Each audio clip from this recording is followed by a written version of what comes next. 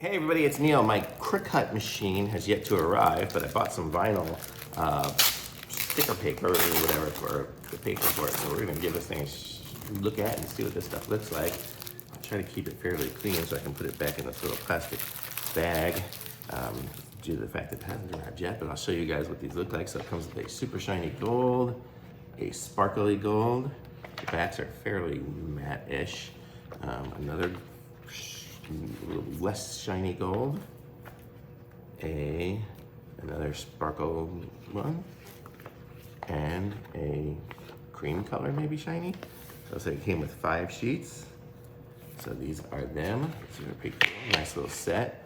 What does it say on here? It says heat transfer vinyl sheet. That's what these ones are. So I can make these into a setup that will go onto a shirt or something like that, so I can make a nice shirt that says something or whatever. I do have the iron and everything like that. The only thing I don't have is the machine currently.